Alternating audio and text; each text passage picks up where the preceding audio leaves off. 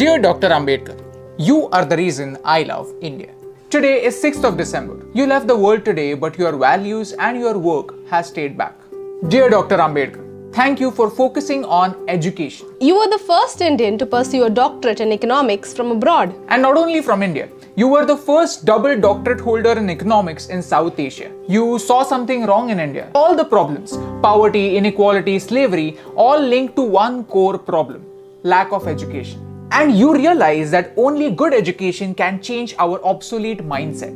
Who would call you backward class? You were forward class, first class. And not just economics, you were the master of 64 subjects, 9 languages, and all major religions in the world. Yes, thank you for studying something as complex as religion for 21 whole years.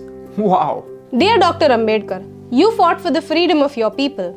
I mean, the people from villages. You had received world-class education from abroad after having struggled for your entire life, and yet you came back. You came back to make sure that your fellow Indians don't have to fight again. Let me tell you a small story from Mahad, a village in Maharashtra where the untouchables were denied access to clean drinking water.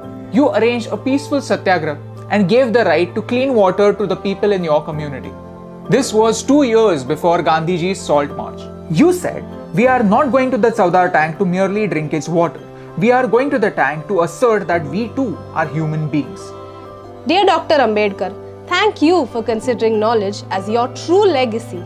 Your personal library, Rajgriha, has more than 50,000 books, and that remains the largest private library in the world. Dear Dr. Ambedkar, we as Indians were lucky to have a scholar like you to guide us and write our constitution. Building a nation is a mammoth task, and it was a victory for you, your passion for education, and the people of India that you took up this task. If you have a job, you have to thank Dr. Babasaheb Ambedkar because he changed the working hours from 14 hours a day to 8 hours a day. Mondays would have been even more blue had it not been for Babasaheb Ambedkar. Today, on one hand, we have the social evils of casteism in the backward parts of India, and on the other, we have something like reservation, which was intended to create equality, to create equal opportunities. I feel sad that both these issues are not addressed correctly but used as vote banks by our leaders. Leaders, I don't think leaders is the right term. I don't think they are leaders, they are politicians because they play games with us. And no matter who wins, India loses. But you taught us to win.